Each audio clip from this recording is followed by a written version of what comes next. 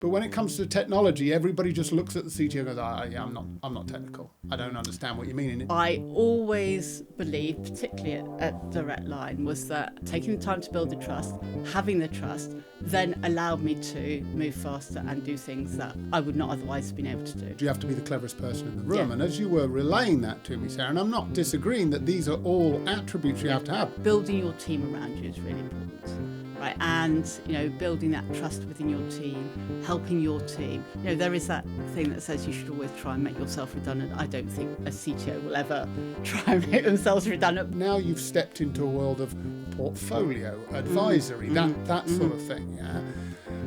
What does that mean? Hello, everyone, and welcome to another episode of the London Technology Leaders podcast. My name's David Crawford, and for those who don't know me, I've been associated with London Tech Leaders community for some years now. I host a lot of their events. We do panels, we've done some webinars. I'm a card-carrying CTO, have been for several years, and so the idea is that I talk to our guests here and I can listen to what they're saying and understand some of it and maybe give them an odd challenge every now and again. London Technology Leaders, for those who don't know, is a 2,000 plus leadership community. We bring people together through events and now through a fabulous podcast to help them understand the trials and tribulations of becoming and being a technology leader. We're going to talk to our guest in a moment to find out a little bit more about that. So our guest, with nearly 4 decades of experience in technology, I have to say that she is self-proclaimed on that. I didn't judge her age. Where she began at IBM, as part of her technical journey, and then became the field CTO for financial services, and then went on to be the group CTO at Direct Line Group, which is a huge role, before becoming the EMEA Solutions Architect Director at Amazon Web Services. She now has pivoted to a portfolio career, we'll talk about that, and is pursuing NED roles and strategic advisory roles. So without further ado, please welcome Sarah Greasley. Hi, Sarah. Hello, hi, thank you. How are you doing today, all right? Very well, thank you. It's lovely to be here. Why don't you give us a little introduction to yourself? Okay, so I'm a mathematician by background. So I did a degree in maths, and I've always had engineer or architect in my job title until I got to CTO. So I was actually very lucky because I started my career in IBM, and IBM always had this concept of distinguished engineers and the ability to grow through a technical path without having to go into management. So I became a distinguished engineer at IBM, and I got to that point by doing large, complex systems design, architectures, very large projects and programs and things like that. So I do. So I've always been technical.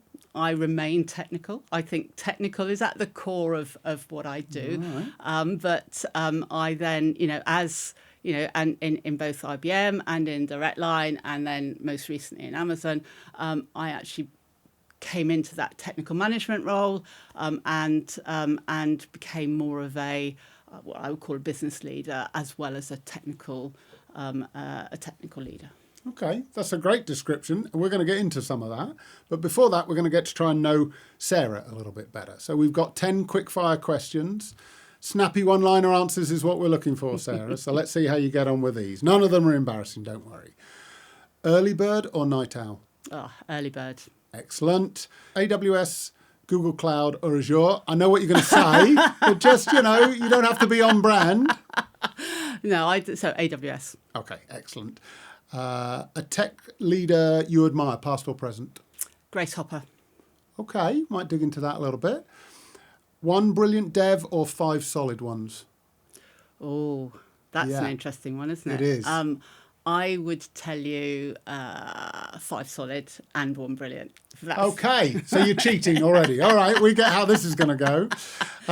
Favourite thing to do outside of work?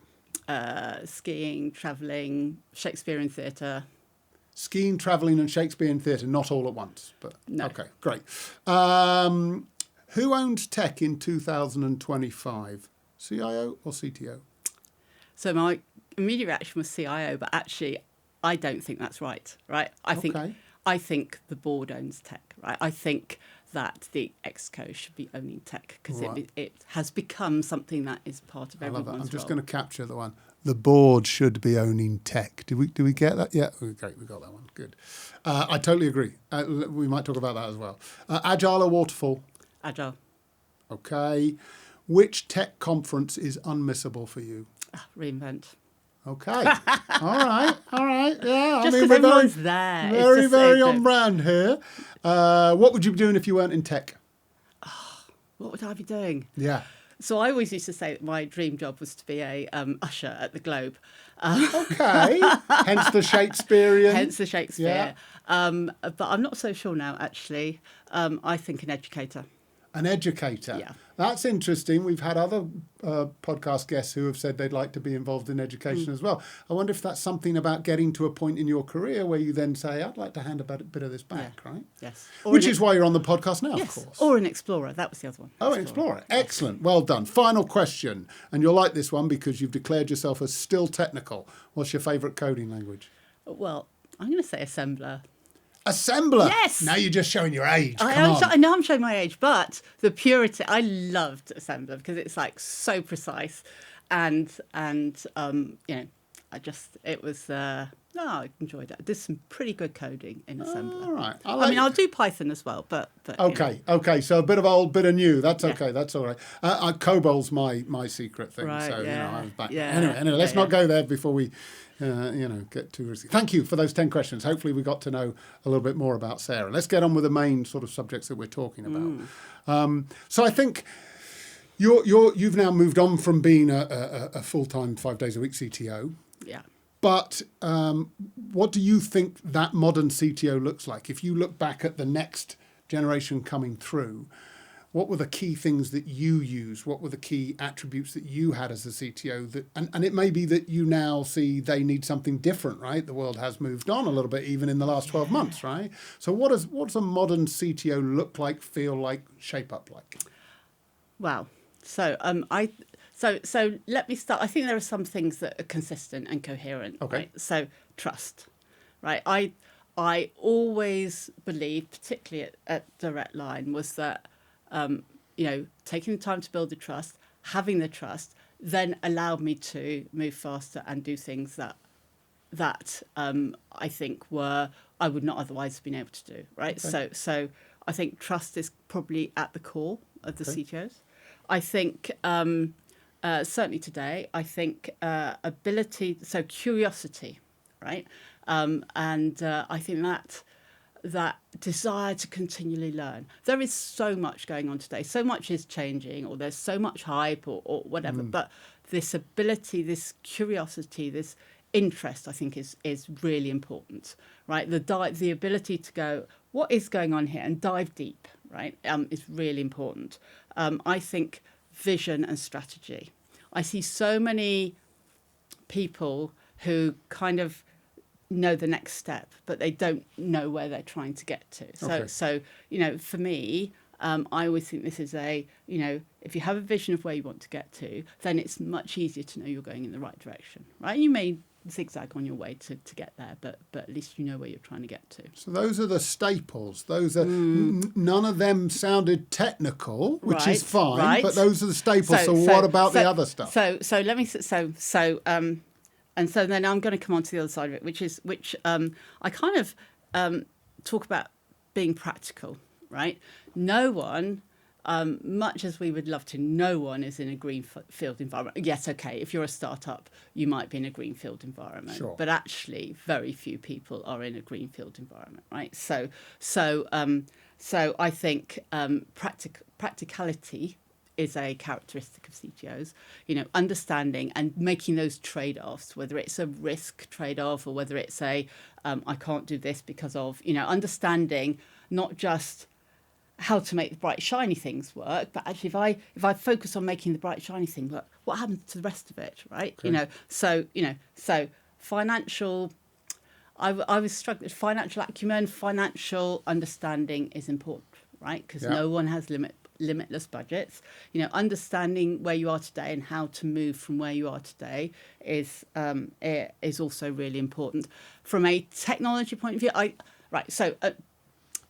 being an architect, right, is absolutely fundamental, in my view, because as CTO, you have to consider not just the functional requirements, you have to consider the non-functional requirements. Have I got, I've been in a regulated industry, have I got critical business services, right, that I need to keep going, right? Have I got, time constraints, performance constraints, availability constraints, accessibility? We have this vulnerable customer concept, which is that, we need to help customers regardless of some of their challenges so that they can access the services. So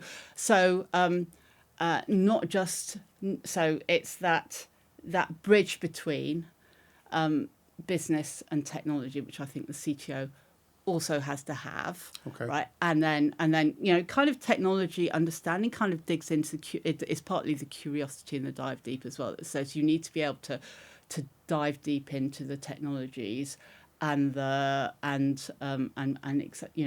actually makes sense to you. I'm not going to tell you that it's a particular language or it's a particular set of systems or whatever. It's actually what is. So two things: diving deep into what your brownfield is, and the second is diving deep into new stuff so that you can position for your colleagues and your SLT, but B, you can actually make that translation, because CTO is the first person who's going to think about that. What does this mean for the business question? Right. Wow. That's quite a lot, isn't it? Well, not only was it quite a lot, but on one of our other podcasts, one of the topics was about, do you have to be the cleverest person in the room? And as you were relaying that to me, Sarah, and I'm not disagreeing that these are all attributes you have to have, but if you're brilliant at all of those things, well, first of all, where do you keep your cape? Right? That's the first question. But do you have to be brilliant at all of those things, or do you just have to have a little insight into some of them? So I think it's not being brilliant at all of them. Right? No, sorry, I didn't mean brilliant at all of them, but understanding. Right? So many times I have seen CTOs who are not effective because they're really good at the technology, but they don't think about the business concept. Right. Or CTOs that are really good at innovation, but actually it never goes beyond the proof of concept phase because they haven't thought about that. So I always say, right, that I know how to ask. I ask the questions. I know how to ask the questions. I know the questions to ask. Sorry, I know the questions to ask. Right. I don't necessarily know the answers, but I'll ask the questions. I expect, and I look to the teams around me, right, to be able to answer those questions. The teams that you put in place. Not just my teams, right? So no team is an island, right? The CTO, I think, in my view, of all the roles, is the one that it's like the glue sometimes, right? So you'd never have a team which is, well, occasionally you do, but it's got to have business people in it. It's got to have analysts in it. It's got to have it's always going to be a multidisciplinary team. Security have got to be part of it as well, that type of thing. So I always feel that CTO and the architects that often work in CTO are kind of the glue. They're kind of the they provide leadership, which is different to a CTO, but it's still leadership nonetheless at a peer-to-peer level, right? So you've got your cape on, and you're surrounded by other talented people who you can talk to about these things that you're not an expert in, but you're pulling it together, right? You're making sure that you've got the right people surrounding you, you're listening to them, but you're also helping to give a bit of direction. Yeah, I think it's about providing a framework within which other people can work, feel comfortable working, because often they need that framework as much as you need that framework, and enabling them to grow and to develop the skills that make them effective, right? So I'm not going to disagree with any of that. I think that's a nice little setting of I often encapsulate as to do their best work and become the best version of themselves that they can become, right? I think that's sort of what you're saying. And but just coming back to the CTO role itself, right? The team are important, but this CTO role, just something you said a few moments ago about, they're the glue. I get that. I thought you were going to go down the path of there's really nobody in an organization who can understand the CTO and what they've got to consider and think about, because I don't want to be disparaging to CEOs and CMOs and all of that kind of stuff, but actually their worlds are sort of aligned and similar. They can often have conversations about sales projections, about operations, about all sorts of things, but products, etc., etc. But when it comes to technology, everybody just looks at the CTO and goes, yeah, I'm not technical. I don't understand what you mean. And yet, so the CTO has to take this burden of being able to translate for the business and then translate backwards, right? Which is part of this glue that you're talking about. So how does that manifest itself in the modern CTO? So I think so. So I'm going to lay out some storytelling. Great. Right? Love that. So a CTO has to tell story, strategy, right? So a CTO has to be very aligned to the strategy officer, chief strategy officer, right? They are, in many ways, they have similar. Their roles are a bit of a Venn diagram, but there is some overlap there that says both of them are thinking about where they want to get to in the future, right? What is possible, what is achievable, what, and then all that stuff about, what is everyone else doing and how do you differentiate yourself in the market, all that sort of stuff. But the chief strategy officer and the CTO need to work very closely together, particularly when you're thinking about, strategy 3 years out and things like that. Okay. And so I guess that plays to the bit. What I'm thinking all the time, particularly for the next level of CTOs and CIOs coming through, is like, yeah, but I don't really understand strategy. So how do I do that? I quite like the idea of buddying up with a chief strategy officer, where that'll be their bread and butter, and you can learn from each other a little bit by that. Yeah. How much do you think that CTOs can hit the C-suite without having this, mega repertoire of skills and experience, right? That they get to, but how what have they? What's the bare minimum they got to have? What can they fake till they make? What can they fake? So I think the bare minimum, right, is understand the technology. Both almost past, present, and future, right? Understand the technology, apply it to the business, right, and relationships. Build those relationships. Right, those relationships are absolutely critical, I think, and then that kind of builds into that conversation about trust.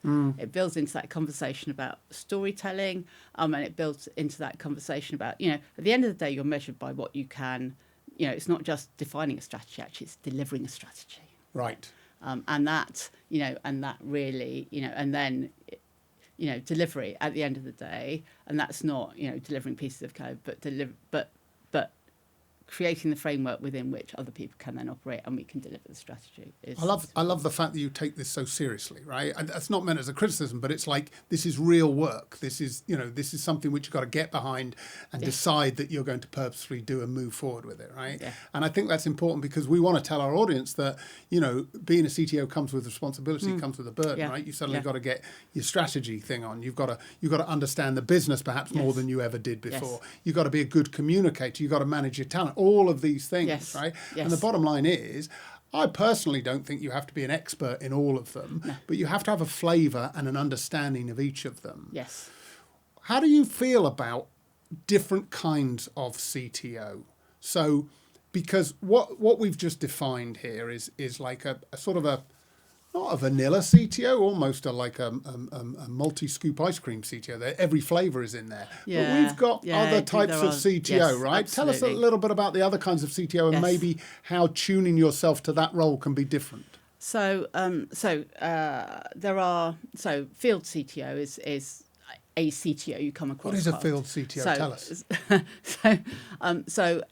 Typically, my definition of a field CTO is a technical leader who leads the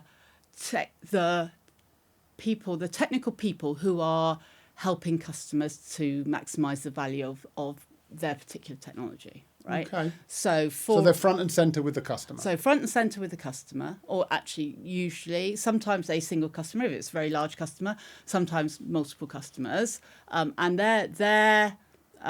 their real focus is helping customers to understand how to get value, right? And actually what they need to get value, right? And growing that technical team that sits underneath them. And when I'm growing, I mean in terms of capability, in terms of knowledge, in terms of experience, right? Okay. So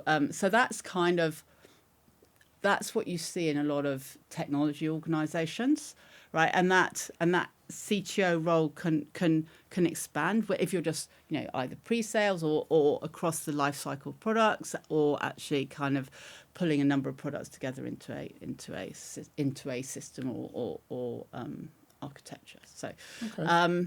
What else we got? Field CTO, Field CTO sounds like right. Field CTO. You might need some sort of communication skills, yes, maybe a little bit of jazz hands in front of the customer, all that kind of stuff. So that's good. Storytelling. Right. Yeah. I think storytelling's a big one for that. So what other kind of CTOs have we got?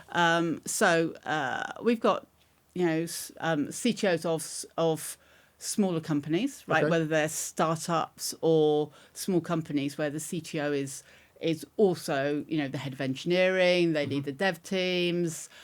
In some cases, and we were talking about this the other day at the London Tech Leaders panel. CTO is kind of it's a phrase that's expanding, and in some cases it really is in replacement. It's the CTO role is actually doing a CIO job. Okay. Right. So I've seen that as well. Okay. So yeah, that in a smaller company, the CTO role is there is some strategy, but it's also about delivery and execution as well. So maybe even a bit hands-on if they're in a real small startup. Yes. And so what does that mean? Because one of the things, you and I have been going at this for a while, shall we say, and maybe we feel like we earned the title of CTO perhaps, or CIO, and you get somebody and they're fresh out of university and they go into a startup and they're a founding CTO. And you and I would, in any dictionary, class them as an engineer, maybe a senior engineer at best, right? So how does that resonate with you? Is that okay that they call themselves CTOs because there's only 3 people in their team? So yes, actually. Okay. Right. So I had a colleague who I've had several colleagues actually particularly in IBM days, who actually left and became CTO of a very small company that's now become much larger. So I don't really have a problem with people calling themselves CTO. I think it does 2 things. I think it if you provided, again, you look for a CTO who's really thinking ahead, right? And I would tell you that's often, and I'm probably going to get brickbats on this one, often differentiates the CTO from a head of engineering. Okay. Right, is this ability to think beyond, right, the next sprint or whatever. So, okay. Yeah. And I think that's got to be true whatever level of company you're working in, right? And I think that probably is, that's where, so I don't have a problem with anybody calling themselves anything. In fact, no. I've held the CTO title 3 times now, and I'm over it. I'm like, call me what you like, I don't care. Yeah, exactly. Right? So I think I'm more about what's the job, what's the role, right? Yes. Which is a shame considering this is all about CTOs, but there you go. So I think the thing about, like you, I don't have a problem with anybody who wants to call themselves a CTO as long as they're doing elements of the CTO. And I think I like your definition of, like, if they're just one step in front, that's not good enough. If they're thinking about multiple plays, they need to be a bit of a snooker player. Think a few shots ahead, right? So thinking a few shots, yes. And I think thinking a few shots ahead, understanding the business, being able to be, to help, at the C-suite, right, to be able to engage with the CEO, right? If it's a really small company, I still would expect the CTO to be able to engage with the CEO and talk to them about how they could use the technology and what difference that technology will make to what they're trying to do. And do you think, talking about this business CTO type, who's got that business awareness, do you think they can come from the other way? Do you think they can be a more business person? And I know your answer already, but I'm asking it for the audience, right? Do you think they can be a business sort of facing person who then, I don't know, learns a little bit about the technology stack, understands how technology works a bit more, and then morphs into this business-led CTO? You can say no and we can move on, but if it's painful for you. No, it's not painful. I think it. I'm just trying to think in my mind. Do I know a situation where that's worked? Okay. I think it's hard, right? And I think it's hard because when you think, the other thing that actually we probably haven't touched on is there is a deep experience in CTOs, right? Because they've done it. They've messed up. I always say I have the scars on my back. Yeah, right? of course, of course. So I think if they do enough of it, yes, they can get to be a CTO. Okay. But I do think understanding, and that experience is kind of the difference between knowledge and wisdom, right? I think you're spot on. I think experience encapsulates it nicely. You just have to have been around the block a few times. You have to have had some incidents. You have to have had some failed deliveries. You have to have had some huge product launches that are successful. Yes. You have to have all of that kind of stuff. So I think experience encapsulates that well. For me, have I seen anybody thinking about you saying, has it ever worked? Have I seen anybody who's come from only where actually they've gone and learnt the basics, where they've gone and almost taken a pause from their C-suite career, come back around, gone, I learnt the tech, I understood it and stuff, and now I'm going to apply my old knowledge into this role. And I think that could work. But it plays back to your point about you have to have a bit of tech grounding, right? You have to have grown up there a little bit. It's interesting, I've seen people grow into the CDO role, Chief Data Officer role, from a business background, right? And done that very successfully. But then as you start to operationalize some of the things that they're doing, you still need some of that technical support to do that. And I think that they're probably accountants, but because they like the data thing and that plays into their brain. So I think that could work well. But you've never worked in an insurance company, have you? I have never worked in an insurance company. You're quite right. Okay, yeah, all right. Insurtech. Oh, okay. Leading at the top means knowing how to handle the boardroom. And that's exactly what we're tackling at the Women Tech Leaders event on November the 13th. From building boardroom influence to navigating pushback and translating tech strategy, we're getting real about what it takes to lead effectively at the highest level. These events have been a real highlight of 2025 and are doubling in size every event. Head to the London Tech Leaders website to sign up. The link is in the bio. We'll see you there. All right. Well, listen, I think we've got a good understanding of what it takes to be a modern CTO.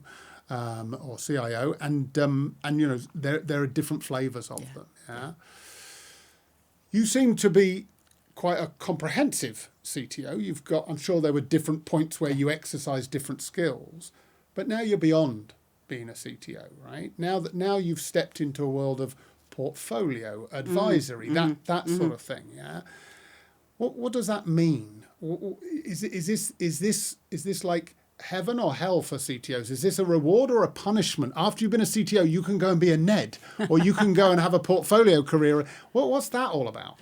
So I'm loving it. Okay.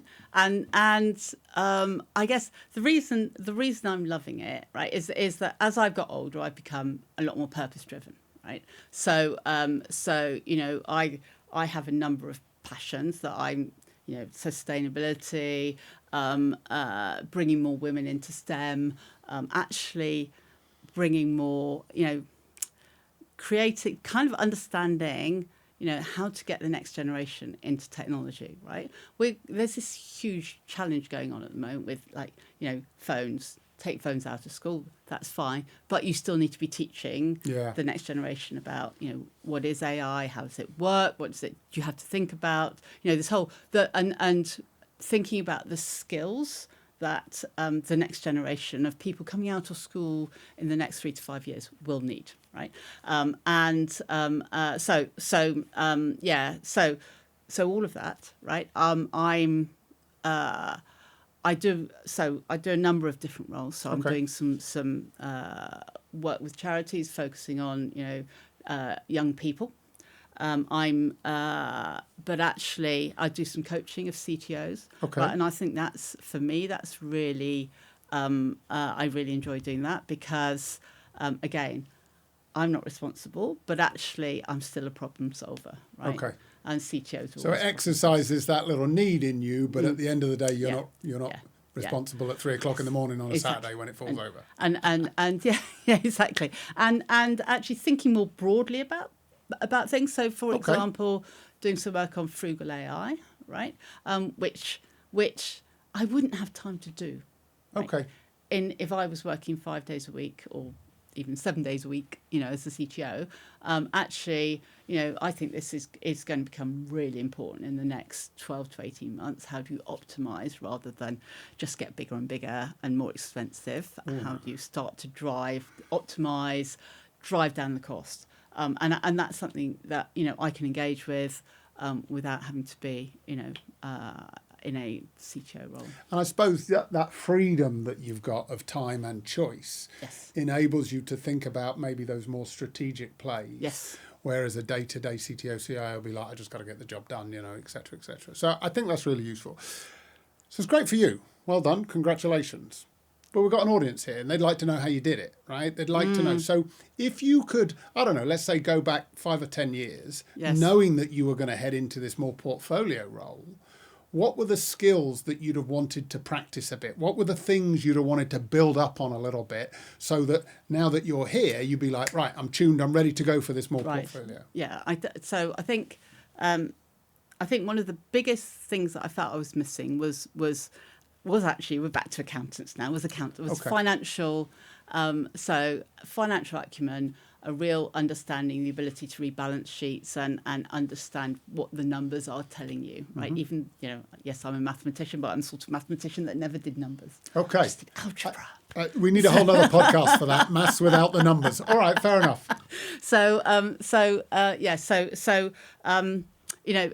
Risk, right? So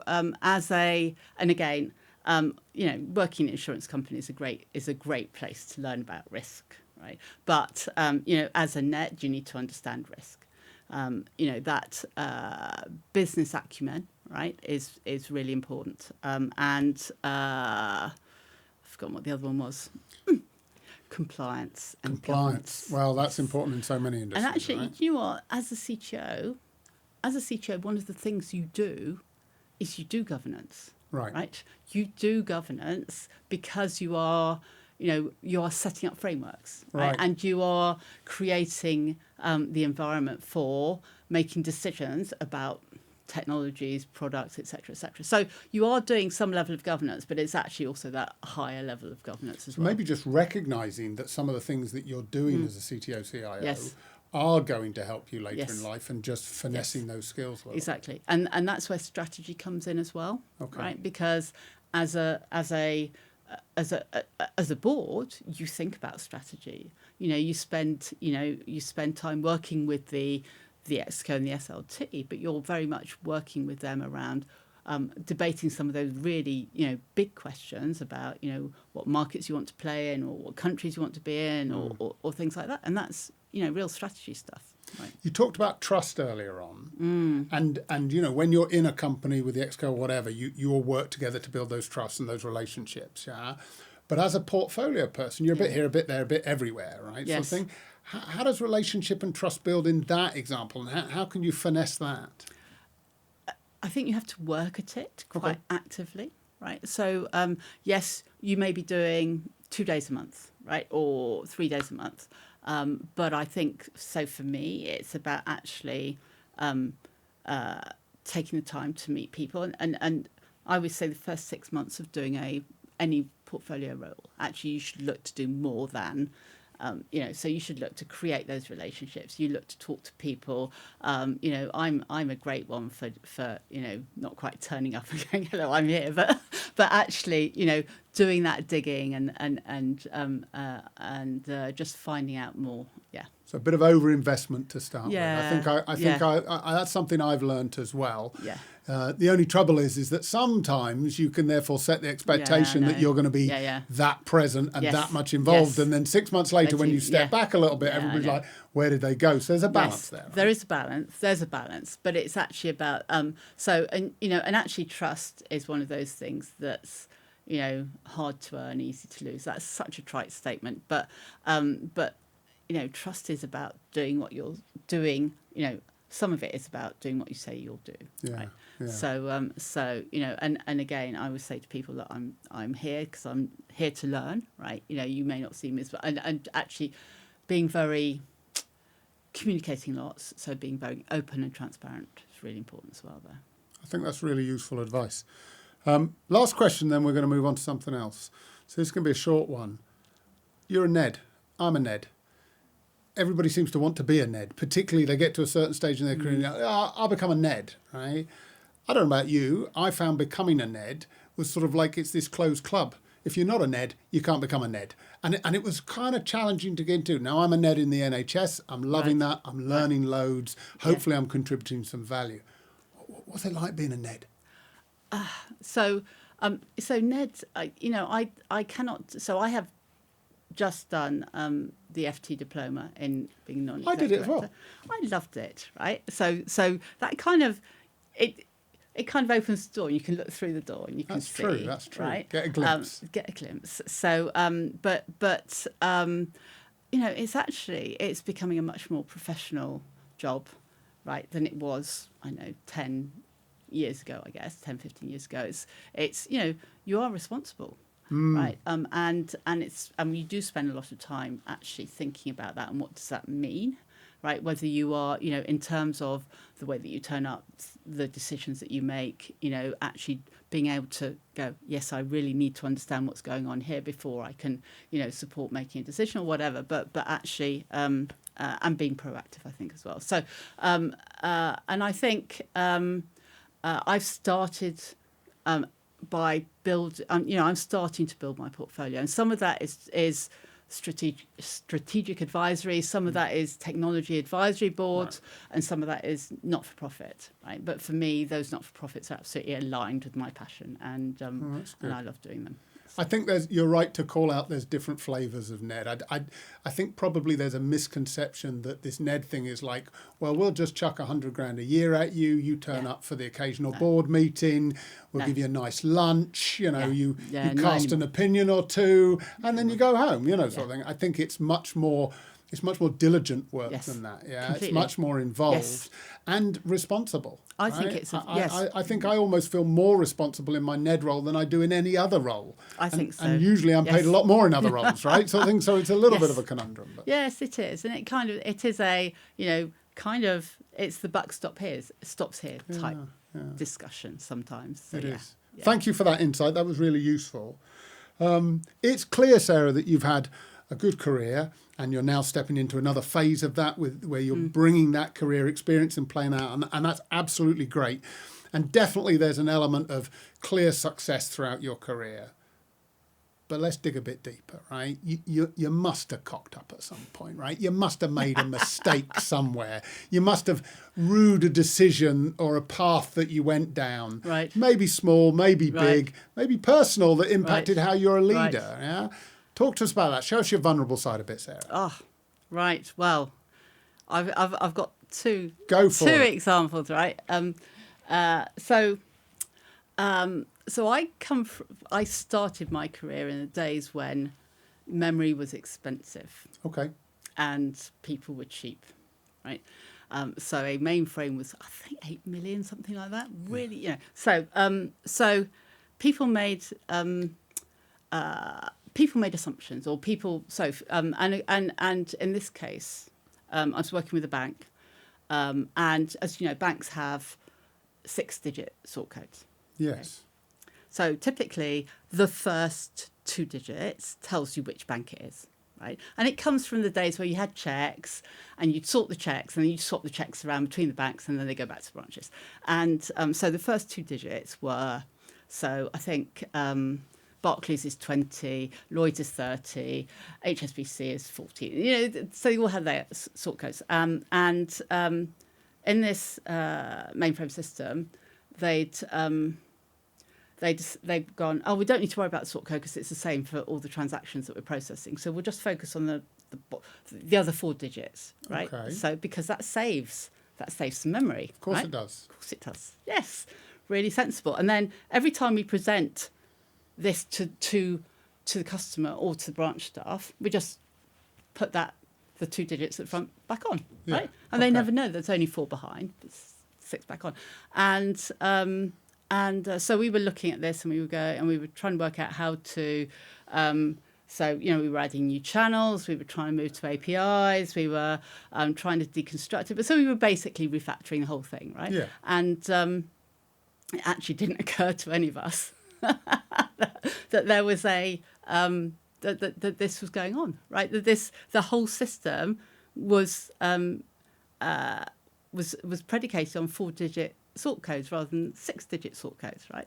Okay. And therefore, when you came to look at actually how you did the migration from one system to another, you're suddenly going, oh, because things like because the bank had grown by acquisitions and various other things, then as you pulled the systems together, you had the potential that you could have, if you hadn't fixed it, you might have had the situation where you'd have 2 people, the same account number and sort code, or look like the same account number and sort code. So and of course, absolutely, this is a critical non-functional requirement for every bank, is to keep your customers' data separate and to manage it and to make sure it's absolutely accurate, right? So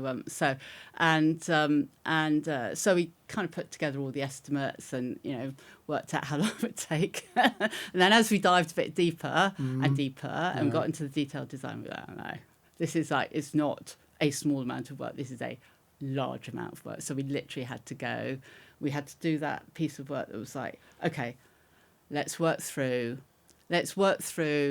how much it is going to cost, and let's work through what the options are. And then, and then we went back and said, look, sorry, can't do it for this. Here are the options. Here's what it's going to cost.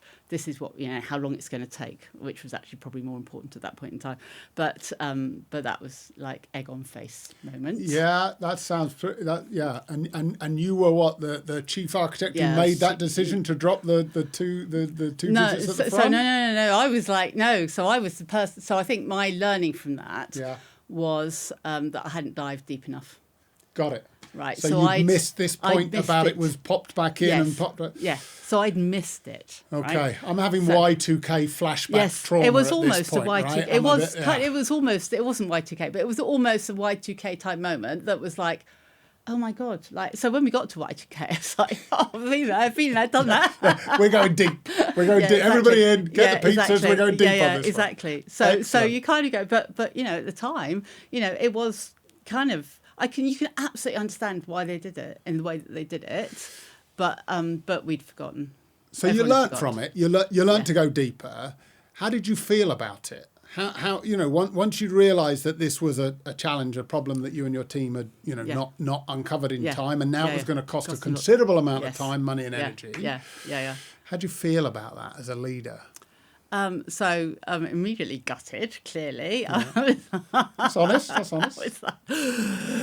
Deep breath. But I,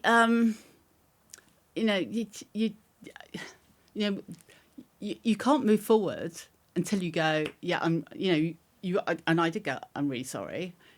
I'm really sorry, but we didn't realise this, and this is why we didn't.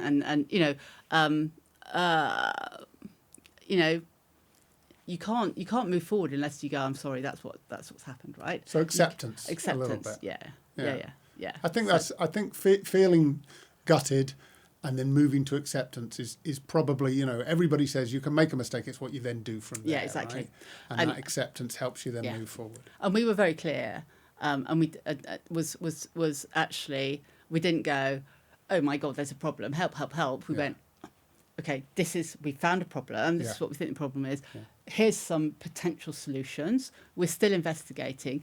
We think we know, basically, I hate going to people or I hate saying there's a problem without thinking, without having some idea of what the potential answers should be. I'm a problem solver, right? And I like to be able to say, look, I've got some solutions, don't know which one's the right one yet, but I have some solutions. I never want to just go, I'm sorry, I've got a problem here. That stands you in good stead, I suppose, for, pleasing people that you're thinking about how to get out of a problem, right? And that's always the conundrum, right? Yeah. All right, so with Sarah today, we went through a bunch of things. We talked about the modern CTO, what that needs to be. It's quite clear based on Sarah's experience that breadth is probably better than depth, with depth in a few different areas. You need to have lots of curiosity, and you need to make sure that you're turning up and being able to talk to all of the people, whether they're tech or whether they're not part of the tech team, but surrounding yourself with those people and making sure that you're diving deep enough into those conversations with those people to understand what's going on. You don't need to have a playbook for everything. You don't need to wear a cape. I think Sarah's probably got one somewhere, but you don't need one. You just need to have that ability to talk around and inside all of the subjects that are important to you as a leader in technology. I think that's something that came across. I also heard commercial acumen. I heard strategy, definitely a lot of play to strategy. So these are skills that if you don't have them now as a wannabe CTO, CIO, then start stepping those up, start getting involved in those, being curious about them, in fact. I heard that storytelling and relationship building were some of the key tools that a modern CTO wants. And I think that's really, really important. That resonates with me strongly, the ability to engage your audience, technical, non-technical, bring them on the journey. And we all know that storytelling is really powerful for doing that. That said, there are different kinds of CTO, so you can sort of lean into some of these attributes a little bit more. There's probably a more strategically focused CTO, or a more business focused CTO, or a CTO for a startup or an enterprise. And I think in a later podcast, we'll dive deeper into some of those different kinds of roles and different kinds of CTO. But I think we've got a good flavor for where you can tune yourself. And of course, that means that if there's a particular area that you're interested in, you get to lean into that a bit more and become that kind of a CTO. We did hear that, you got to have some tech sort of knowledge in the background. You've got to have some lived experience in the technology world. Sarah wasn't precious about how you got that, but you've got to have it in your bag, which I think is really important. Sarah was able to tell us about moving on from being a CTO and getting into a portfolio career. We hear a lot about that these days. Portfolios, NEDs, fractionals, lots of people juggling lots of balls. I think it's a way of bringing your experience that you've gained through some more traditional permanent roles and then applying them in multiple organizations, often in some charitable organizations or mission-led organizations, as you heard Sarah talk about. So that's something that people can look at and feel, might be an option for them later in their career. And then, of course, the nirvana of being a NED. We'll let you in the club when you're ready, but NEDship is something that should be taken really seriously. It's not a club. It's not a mess about. There's real accountability in there, and it's a tightly controlled world of compliance and governance and assurance and accountability. So it's something to not be taken lightly, but it can be really interesting and engaging for people, and I think that's what we heard from Sarah. Hopefully that was a decent summary, Sarah, of what we talked about. Yeah. What's your big takeaway for our listeners? So I guess we talked a lot about trust, right? Yeah. But actually, and a lot of that was like building trust with your stakeholders.